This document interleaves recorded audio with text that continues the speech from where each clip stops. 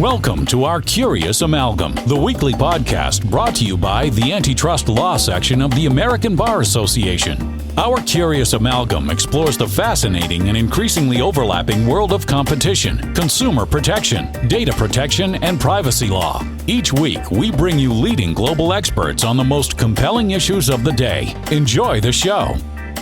Hi, and welcome to our Curious Amalgam, the podcast from the American Bar Association Antitrust Law section.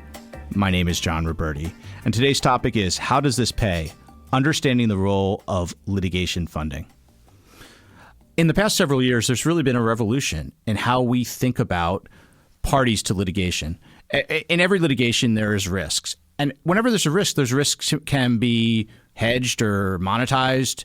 And a group of very smart people, really, in the last few years have figured out how to do that to make litigation on both sides more accessible and easier to conduct.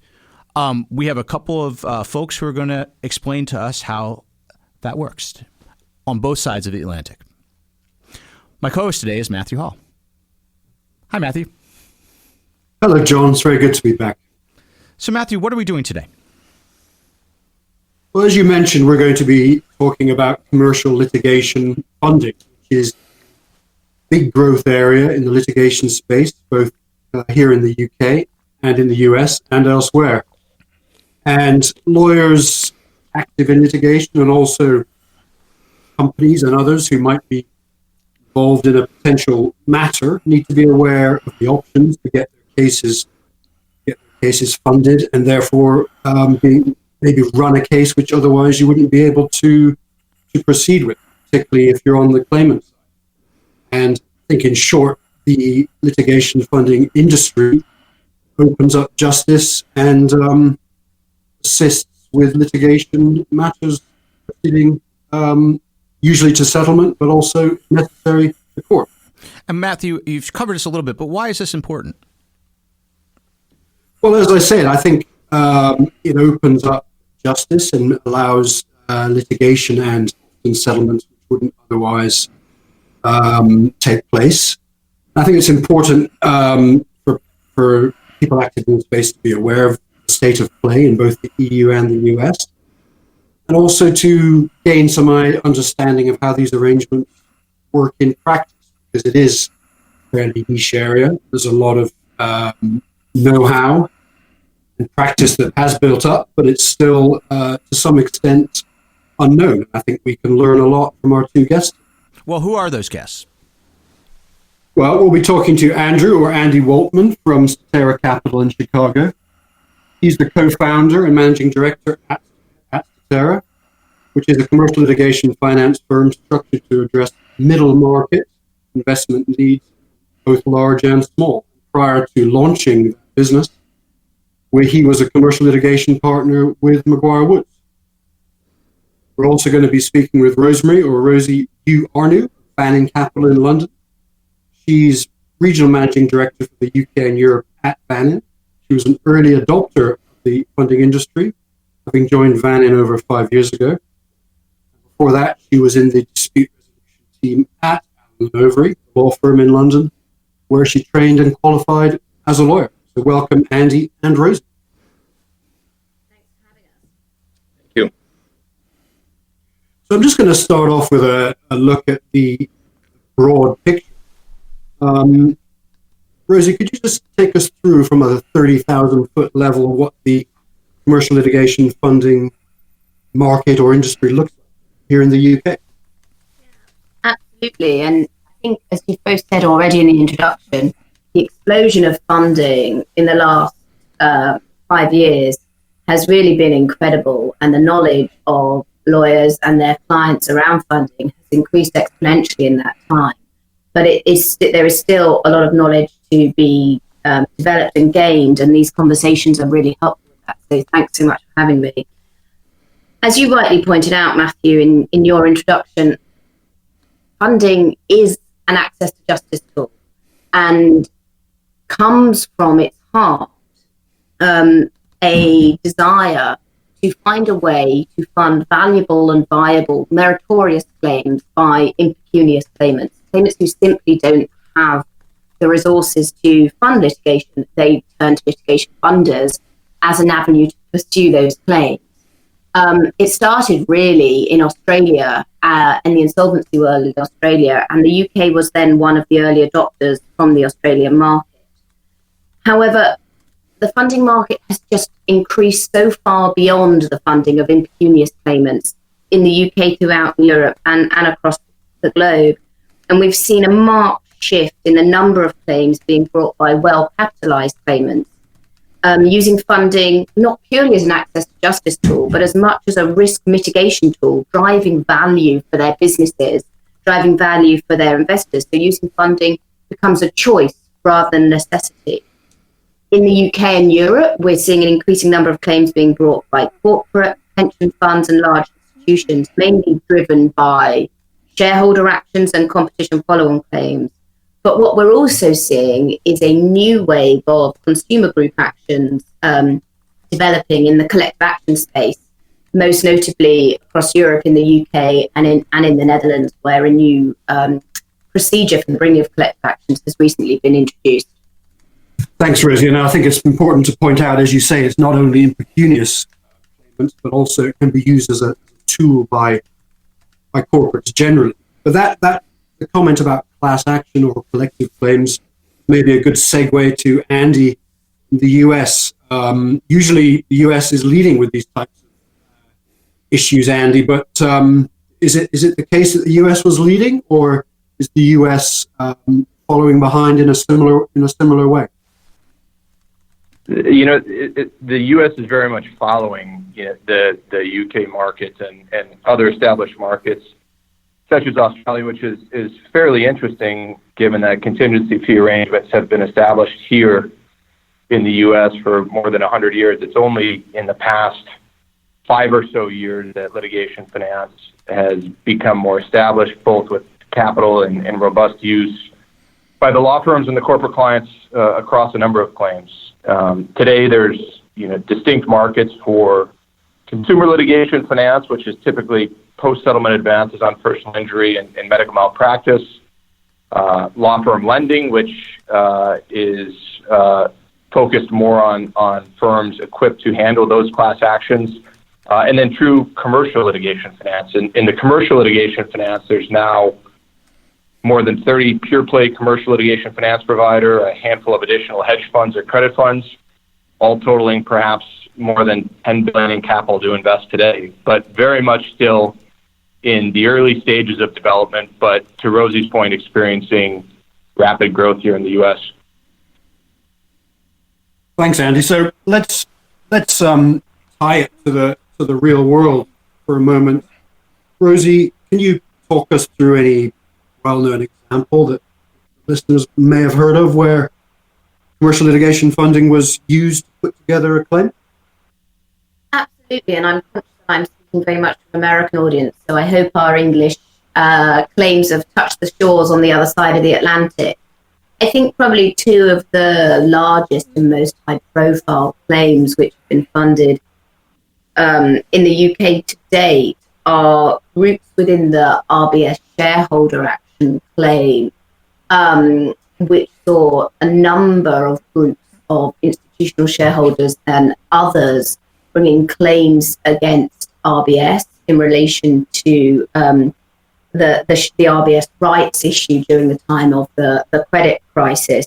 Famously, the defense lawyers in that case are said to have incurred costs of up to £100 million. And in the UK, adverse costs and the risk of adverse costs having to be paid is a very significant feature of our consideration when we're funding claims. More recently, a famous case in the competition sphere is Walter Merrick's claim, a collective group action on behalf of all UK users of MasterCard in the Competition Appeal Tribunal against MasterCard for unlawfully high charges of multilateral interchange fees. That claim is notorious in the UK for various reasons, including the size of the claim and the breadth of the collective action. The case is currently proceeding towards the Court of Appeal on a procedural basis to understand and to get clarity from the Court of Appeal around the certification of the group and how it's structured. And that will be a definitive case in the development of the collective action regime in England. Interestingly, the funding arrangements in that case were reviewed and approved of by the Competition Appeal Tribunal, the CAT, and is an important part of the case law that is developing around the funding of such claims in this jurisdiction. Yeah, I think those are good examples. And you also mentioned there the question of adverse costs, and that's, as you said, a very important issue. The basic principle being that the loser pays in UK litigation, which is a massive issue. I think we'll get onto that later. But Andy, what about on the US side? Can you talk about some examples that people may have heard of where commercial litigation funding has been in play? Yeah, certainly, Matt. But perhaps more even than a single example here in the U.S. where litigation finances come in are the themes that have very rapidly been developing over the past several years in the U.S. market, where most of the pure play litigation finance firms have focused on only the largest single case investments, cases with damages exceeding 25, 30, and oftentimes more than $100 million in damages. And much of the market thus far has been focused on international arbitrations, investor-state disputes, actions against foreign sovereigns, in large patent cases. One example that's relatively well known and followed here is Burford Peterson claim, which is against Argentina for the nationalization of a bankrupt investor's share in the national oil company. But as you look to the future here in the U.S., you'll see a move. You'll still see funding of these very large cases, but you'll see a move to funding of still complex and meritorious, yet smaller and more routine types of commercial disputes that will pop up more frequently in the courts. Yeah, so more kind of company v. company types of claims in all areas of litigation. I mean, we're talking here on an antitrust podcast, but of course, commercial litigation is limited to antitrust cases. It covers all types of litigation. Rosie, I'm just wanting to pick up again on, or maybe get into a bit of nitty-gritty. Commercial litigation is an expensive business. You've got to pay your lawyers, pay your experts, court costs. At least in the UK, we have the risk of paying the other side's costs, part of them, if we lose. So what costs are going to be covered by commercial litigation? If a claimant comes to you, or potential claimant, what are they looking to get covered? I think Andy makes a very good point that we shouldn't forget in considering this question, which I'm going to address from a traditional funding perspective, a single claim being sought on a single funded basis. But increasingly what we're seeing in the UK is exactly replicating what Andy has referenced in the US, which is the funding, more complex and sophisticated funding structures to cover a broader range of scenarios and perhaps cases or the entire law firm with funding and things like that. But coming back to the direct question and the specific elements in the traditional model, what funding will funding will seek to cover all of the cost risks that would otherwise be payable by the claimant in bringing a claim. Now, that it absolutely covers the points you've talked about, Matthew. So solicitors' fees in the UK, barristers' fees, disbursements, and the risk of adverse costs, either through providing a funder indemnity or through paying for the upfront cost of obtaining insurance. Increasingly in the UK, and I think the US listeners to this podcast will think we're very behind the curve on this, law firms are being prepared to act on a contingency basis, so deferring some of their fees. And so in that instance, we obviously work with the law firm to decide between us which of the fees we fund, what level of the fees they are prepared to defer on a contingency basis. And increasingly, sometimes clients are, especially the better capitalized claimants who are using funding as a risk management tool, are talking to us about us funding a proportion of their claim. And so to talk about a traditional model these days, I think the conversation has moved on into a more sophisticated conversation with clients and their lawyers as to how funding can be best used for that individual claim or group claim we're being asked to fund. Yes, it's a fair point. I'm obviously behind the times, looking at it in a simplistic way. Andy, so looking at if I come to you with a claim, obviously there are a wide range of claims as we've been discussing already. What are you essentially looking for? Are you looking for certainty that this case is going to win 100% or near enough success likelihood, or not? What are the outlines looking for to even get past the kind of sniff test? Sure. Well, as I think most of our audience would agree, there's little certainty when it comes to even the most straightforward litigation. And so, like most other funders, we look at Statera, we finance meritorious commercial legal disputes that have a high likelihood of generating substantial recoveries. Certainly nothing ever approaches that 100%, but we're certainly structuring our diligence process to identify those cases that only have the highest merit and likelihood of a meaningful recovery. We look for sophisticated parties, both plaintiff and defendants, represented on both sides by highly skilled attorneys, forums that are both efficient and fair. We have all sorts of data available today where we can see timing of dockets, patterns of how certain types of dispositive rulings are handled, so we can get an idea as to how efficiently cost and time a matter may proceed.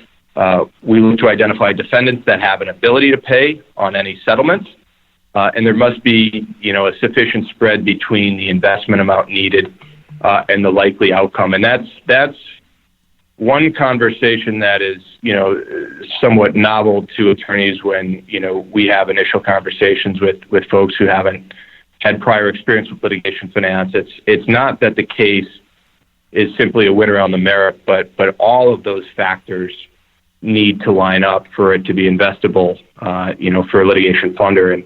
And our intent is always for the claimant to receive the majority of the proceeds from the litigation, and to accomplish that, there must be a sufficient spread between the investment need and the likely settlement value at the back end of that case. But we can come in, really at any time in the life cycle of a dispute. We can come early when the complaint is filed. We can come late to finance just a portion of the cost. The experts, as you mentioned before, Matthew, we can finance appeals or monetize judgments. But wherever we come in, we're looking for all of those factors to line up.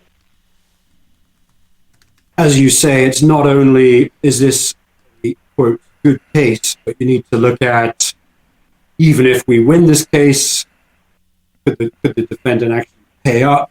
And also, are we ever going to be able to enforce?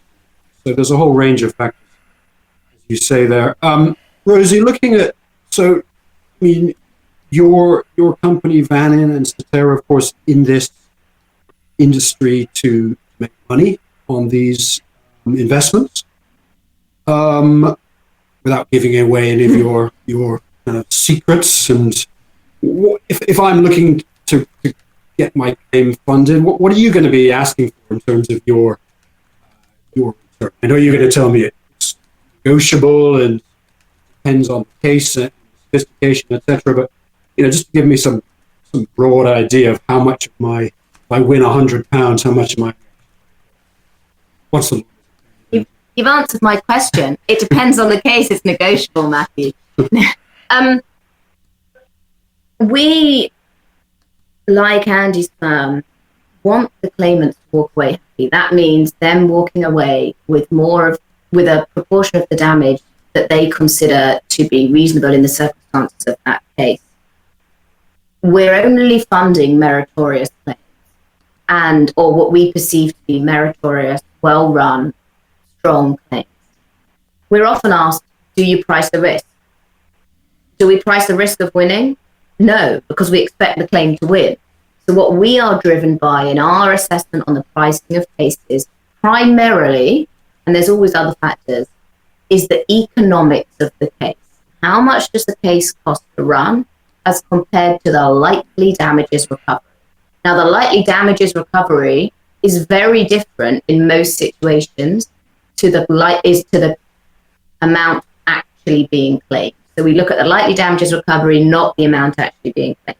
And that means it may be that it's because it settles early, or because the award from a judge less than exactly, than you might or because claim. We know that the defendant has enforceable assets of X, but the claim value is Y, but it's unrealistic to think you would ever get to that level of enforcement against that particular defendant. Yeah. In considering the commercial terms in that context, on a straightforward claim, we would generally and historically look to fund claims on the basis of the greater of a multiple of our investment or a percentage of the damages. Inevitably, the greater the damages as compared to the budget or the amount of funding sought, the smaller the percentage of the damages we would seek to take as part of our return. So what really drives the economics and the terms of the case is the difference between the funding sought and the level of realistic damages. That is, again, on a traditional funding model with traditional funding terms. This sophistication of the market increases, the range of terms that can be offered and the structuring of the terms that can be offered, especially I know in the US where contingencies are such a significant part of the market, the range, as I say, is growing significantly. Andy, does that chime in the US? Do you have any? I mean, as Rosie says, contingencies, and as you mentioned earlier, are been around for a lot longer in the US. How does her comments reflect with? They're very similar. These are typically non-recourse investments, meaning if the case is successful, the funder recovers their multiple or other calculation of return on investment. But if the case is unsuccessful, the funder receives nothing. So similar to the UK, it's the economics are driven by that spread of damages, and we agree very much with Rosie that in a dispute is oftentimes the starting point, but you'll take your actual damages and discount them, by whatever factor twice over before you come to a comfortable settlement value or actual recovery value of the case. And that's all, highly dependent on the case and the defendant and the parties to the litigation and their motivation. And so, we look primarily at risk and time that the capital will be out to come up with that multiple. But it's a very similar financing structure, although, to the conversation before, the sophistication of the structuring of these arrangements, is increasing every day. Parties have different needs, have different expectations when they approach funding relationships, and so we approach every relationship in a bespoke manner. Okay, what about the process? I'm a claimant. I mean, I'm always referring here to being a claimant. I think in principle there is funding on some cases if I'm on the defense. If I'm a claimant, I think I have a case. I may have talked to my lawyer, I may not have talked to my lawyer. What's the kind of process, Andy, that you guys will go through in order to run through and ultimately sign up to these arrangements? And what is the deal? Is the deal in terms of your return, paying the lawyers and the experts, is that contract between you and the lawyer, or is it between you and the claimant company or entity? How does that process and that structure? Sure. To answer your last question first, it can be either, and it depends on, the party that approaches us, the financial arrangement of the case, and other restrictions, that are sort of unique to jurisdictions and different types of cases. But, the first step in the process is typically an introductory call, and we see introductions and meet potential parties from companies contacting us directly that have a claim, law firms that have a client with a need, it's the variety of sort of ways we are introduced to other parties, and simply where we sit in the market as well, looking at smaller claims, we see a lot of introductions from other funders as well. But the first step is that introductory call and the execution of a non-disclosure agreement, which allows a more robust conversation about the claim early on, and so we work to provide terms very early on in the process to allow the entity and its law firm to make an informed decision before they commit meaningful time into detailed due diligence and helping us underwrite the investment opportunity. And so once we've agreed upon terms, we dig in collectively with the law firm and the claimant to evaluate all of those things we discussed a moment ago: the claim's merit, the evidence, the strategy, the likely outcome, the duration, and diligence culminates in the litigation funding agreement, which in the U.S. is typically a prepaid forward contract today. And so once funded, we will stay involved simply as a monitor. We do not control the case. We have no control over settlement decisions or litigation strategy, but we do, passively monitor case progression through calls, typically with counsel. We can be more of a substantive long-term partner. We can provide inputs into claims or review briefs, moot arguments if requested. But, people ask all the time, what is the time from sort of introduction to funding of an arrangement? And it's really, it varies based on complexity of the claim and the funded party's needs. And so we can do, we can move a claim through the process in a matter of a few weeks. Typically, it's closer to 30 to 45 days, but efficiency and speed is important, particularly when a client has need, but the quality of the underwriting process is critical as well. But, and again, just to answer your question again, I mean, we can structure these arrangements with counsel that perhaps are on a contingency fee. We can structure these arrangements with parties directly. Matthew, can I ask a question here? Just something I'm curious about, and maybe this is both to Andy and Rosie. How, if at all, does the presence of funders impact, in a good or bad way, the ability of parties to settle? Does it make it easier? Does it make it harder? Or is there no difference? Rosie, I think you could talk about that. I mean, I think Andy mentioned some ethical issues that kind of goes directly into the ethics rules that lawyers have to abide with anyway. I think personally, I would say, sorry to be contrary, the ethical issues and the do we affect settlement are two separate questions. Okay. Around the question from John around does funding have a positive or negative effect on settlement? There's various ways to think about that, I think. The first is, the more funding is known, the more funding lawyers are accepting and realizing, primarily on the defense side, that funders, reputable, strong, well-capitalized funders, only choose to fund meritorious claims and spend a lot of time and money diligencing those claims.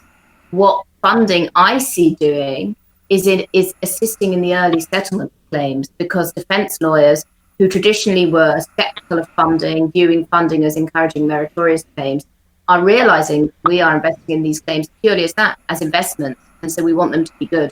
And so they are realizing that the diligence we do drives forward good claims, and so it makes them think twice about continuing the defense of a claim where they see a reputable and strong funder like Vannin on the other side. So from that perspective, I think funding can help the settlement of claims if clients and lawyers go into it with open eyes. From a financial perspective, funding inevitably becomes part of the discussion around settlement, and the benefits to all parties in settling a particular point. A little industry insight, from my perspective, and I would say this, is the earlier that defendants settle, probably the easier it is for them to reach a reasonable number and a compromise on the settlement terms in circumstances where, as Andy referenced, the time value of money is relevant to us as it is relevant to everybody else making investments.